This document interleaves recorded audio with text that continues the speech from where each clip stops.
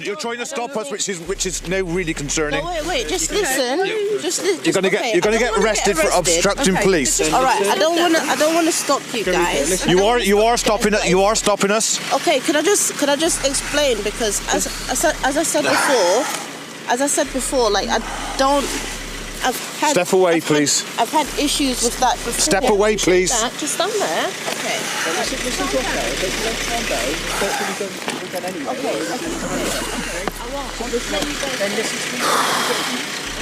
What the f***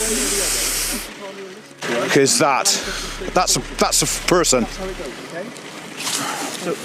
You are under arrest. Yeah. That's a fucking person. 2 suitcases sitting on the edge of a quarry in the middle of the night, in the middle of a national lockdown, 80 miles from home.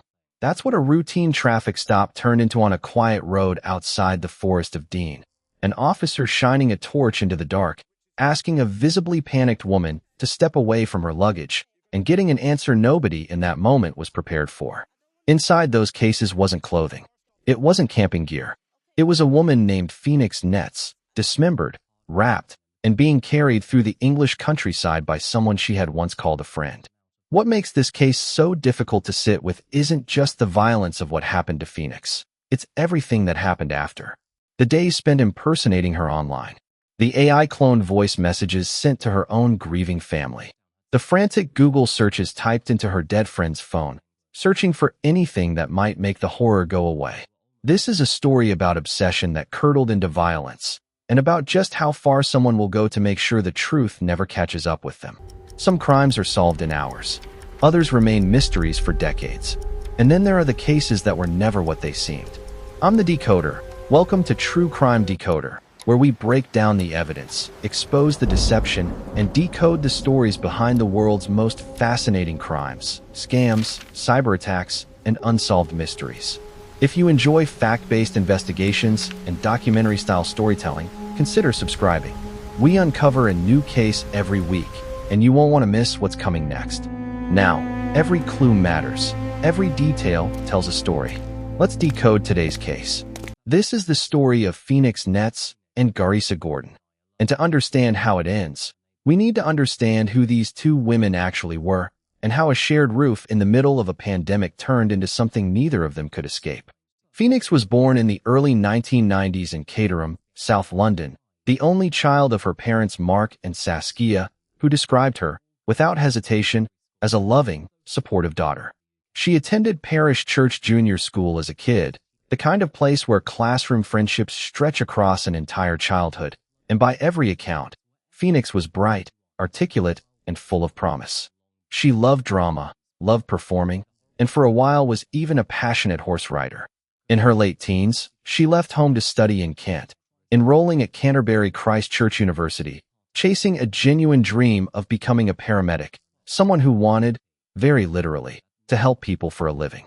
But somewhere between her first and second year, that path started to fracture. She left university before finishing her degree, and while the full reasons were never entirely public, those close to her pointed to a combination of depression, occasional drug use, and the mounting pressure to succeed. Through all of it, her bond with her parents stayed strong. She moved north to Birmingham afterward, a city she came to love, but by late 2019, her situation had grown fragile again, and that fragility eventually led her into shared accommodation, a refuge for vulnerable women in the Lozells area of West Birmingham. A place meant to offer stability and, above everything else, safety. Garissa Kenita Gordon was 28 at the time all of this unfolded. Born in Jamaica, her early years were spent somewhere warm and familiar, until, at age 7, everything changed. She was sent to live in England with her aunt, an ocean away from everything she knew, with her mother following later, though by most accounts, the family never quite found its footing again after that disruption. She grew up in North London, attended an all-girls secondary school, and on the surface, her adolescence looked relatively ordinary. But underneath that surface, her later teenage years took a devastating turn. She became entangled with an older man who exploited her and coerced her into sex work, trapping her in a relationship defined by abuse. By adulthood, Garissa had been shaped by real, significant trauma. She was later diagnosed with a personality disorder marked by a low tolerance for frustration and an intense difficulty handling rejection, a combination that, left unsupported and untreated, can become genuinely dangerous. By 2020, Garissa had left London behind and found her way into the same Birmingham refuge where Phoenix was staying, both of them hoping, in their own ways, to rebuild something stable. The two ended up in neighboring rooms and started talking, not out of any deep compatibility, but simple proximity. As winter gave way to spring, though, that dynamic began to shift, and by February, Phoenix was already telling friends that something felt wrong. Not petty roommate friction. Garissa had started repeatedly asking her for sex, an unwanted, obsessive fixation that had nothing to do with mutual affection. Phoenix, by nature polite and conflict-averse, tried to keep the peace. Garissa's behavior only escalated. On April 11, 2020, Garissa called a crisis helpline, drunk and distressed, talking about her feelings toward another woman in increasingly unsettling terms. That same period, the UK entered a strict national lockdown. Visitors were banned. Movement was restricted. Support staff at the refuge were stretched thin and rotating in and out. For most residents, isolation was simply uncomfortable. For Phoenix, it became something far more dangerous. She was now confined, unable to put physical distance between herself and someone who was actively frightening her, separated from Garissa by nothing more than a thin bedroom wall, sharing the same kitchen, the same hallway, the same bathroom, every single day. Phoenix kept telling friends she planned to leave the moment restrictions eased and she could legally travel back to her parents in London. But her messages grew steadily more anxious as the days passed. In one text sent on April 7th, she wrote that there was a girl at the refuge who kept pressuring her sexually, that it was scaring her, and that she thought she'd need to move back to London soon. Meanwhile, Garissa's fixation kept intensifying, and Phoenix's options for escape kept narrowing. In the early hours of April 16, 2020, everything came to a head. Phoenix was still awake, talking to a friend on the phone, once again saying how badly she wanted to go home. Not long after that call ended, Garissa entered her room and stabbed her 4 times in the chest, then left her there. What makes this next part of the story almost unbearable is the timeline. Phoenix was not killed instantly.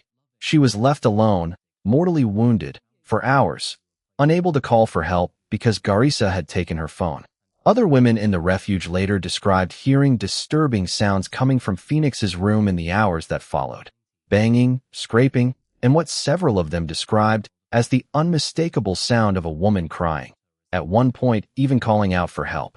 For hours, as she drifted in and out of consciousness, Phoenix was, by every account, audible to the people around her, and no one intervened in time. While Phoenix was fighting for her life, Garissa was using Phoenix's own phone to search things like how to treat a punctured lung, how to manage internal bleeding, and whether someone could survive being stabbed. Searches made not to help her, prosecutors would later argue, but to gauge how much time she might have. Later that day, a friend of Phoenix's tried calling and got no answer. At first it wasn't alarming. As the hours dragged on, that started to change. But by then, Garissa had already shifted her focus from Phoenix's survival to Garissa's own concealment. By the morning of April 17th, Garissa had moved fully into cover-up mode. She'd purchased a heavy circular saw online and had it delivered directly to the refuge. Later that morning, she began dismembering Phoenix's body. What followed was a methodical erasure of the room itself. The mattress removed, the bed frame gone, the carpet and its underlay ripped out entirely, the floor scrubbed down so aggressively with bleach that the smell lingered. She arranged for several people, unknowingly, to help haul out bags and rolled up carpet as ordinary rubbish removal. Men who had no idea they were carrying away physical evidence of a murder. With the room stripped bare, Garissa turned her attention to Phoenix's digital footprint. She began impersonating her online, sending text messages to Phoenix's housing support worker, her friends, and even her own parents, replicating her texting habits down to the specific emojis and abbreviations she used. Most people receiving those messages genuinely believed Phoenix was fine. And then Garissa took the deception even further, downloading a voice editing application and using old recordings of Phoenix's voice to generate new, artificial audio messages, eerily convincing enough that, For a while, it kept the illusion alive that Phoenix was simply going quiet by choice, not because she was already gone. Meanwhile, Phoenix's remains had already been packed into 2 large suitcases, and over the following days, surveillance cameras across Birmingham unknowingly documented Garissa's increasingly frantic movements, cycling through residential streets with a heavy suitcase in tow, showing up at a police station agitated and unsettled, claiming she just needed to charge her phone and was waiting to meet a friend, growing visibly panicked when asked for identification. The next day, cameras caught her at a discount store buying cleaning supplies and a sleeping bag, paying in cash. She booked a taxi, was later dropped at a petrol station, and, in a moment that says everything about how unraveled the situation had become, the taxi driver grew suspicious enough of her behavior to simply abandon the fare, leaving her stranded. Her response to being stranded was, almost unbelievably, to call the police herself, claiming the driver had stolen her bag, only to backtrack the moment officers asked what was inside it, suddenly insisting it had been returned after all. The following day, CCTV placed her boarding a train toward the Forest of Dean, the same area where all of this would eventually end. Using Phoenix's phone, she searched things like how killers get caught, whether bodies can be reduced to ash with petrol, and what actually happens when a body is burned. When she reached the forest, she camped beside the suitcases, sleeping within feet of Phoenix's remains for multiple nights, wandering the quarry paths, exhausted and increasingly disheveled. She apparently couldn't bring herself to bury the remains, and her attempt to burn them failed without a stronger accelerant. She eventually made her way back toward Birmingham, where a petrol station camera caught her filling plastic containers with fuel, then hired a man off a classified site, Mahesh Sortier, to drive her back out to the rural outskirts near the Forest of Dean. At 5 p.m. on May 12, 2020, Mahesh picked her up and drove her toward Gloucestershire.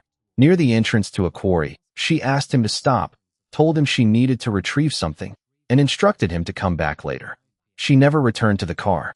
Growing anxious about her safety, Mahesh began circling the area looking for her, which is exactly the behavior a nearby resident noticed and reported to police, setting the entire final sequence of events into motion. When officers eventually located the car and approached, they found Garissa standing beside 2 suitcases, visibly defensive and increasingly erratic as they got closer. What they found inside those cases confirmed the worst possible outcome. Both Garissa and Mahesh were arrested on the spot. Under questioning, Mahesh's account was consistent, and it quickly became clear he had no involvement in Phoenix's murder, simply a driver hired for a job with no idea what he'd actually been asked to help transport. Garissa's answers, by contrast, contradicted each other constantly. First, she was meeting a friend. Then she had no reason for being there at all. Then she claimed she had no idea what was inside the suitcases she'd been guarding, sleeping beside, and traveling across the country with for days. The evidence against her mounted quickly and from every direction. The surveillance footage tracing her movements almost hour by hour, the disturbing search history on Phoenix's phone, and eventually, a hacksaw recovered from her bedroom back in Birmingham, with Phoenix's blood still on it. Garissa's trial began in April of 2021. Prosecutors laid out the full timeline, the messages, the searches, the surveillance footage, the forensic evidence, and the jury learned that Phoenix could have survived for up to 12 hours after the attack if help had reached her in time. Garissa's defense didn't attempt to argue innocence. Instead, her legal team focused on her documented mental health struggles, PTSD, and a life shaped by trauma and exploitation, describing her as volatile and unable to regulate herself under pressure. An explanation, they were careful to frame it, rather than an excuse. Even her own mother submitted a letter to the court, describing her daughter as a ticking time bomb, who had never received the support she needed, while still insisting Garissa wasn't inherently a bad person, but someone repeatedly failed by the systems meant to help her. Phoenix's family gave multiple victim impact statements throughout the trial. Her father described their lives as irreversibly changed, the anguish indescribable. Her mother described herself as forever devastated, forever empty. The judge, in sentencing, called Garissa a dangerous woman and described the crime as calculated and callous, sentencing her to life in prison with a minimum term of 23.5 years. In the aftermath, Housing providers across Birmingham were forced to reassess their safeguarding procedures, and charities reviewed how risk is identified and monitored within shared accommodation settings. The case also sparked broader calls for better communication between mental health services and housing support systems, because the uncomfortable truth underneath all of it is that Phoenix's death was, in more ways than one, preventable. What makes this case so hard to shake isn't just what Garissa did. It's how long Phoenix was left calling for help inside a place that was supposed to be her safety net. A refuge, by definition, is meant to be a last line of defense for people trying to rebuild their lives. For Phoenix, that safety net failed in the worst possible way, and for roughly 12 hours, she was left to fight for her life within earshot of other people, in a building designed specifically to protect vulnerable women like her. So here's the question I want to leave you with. Garissa's own history of trauma and exploitation clearly shaped who she became.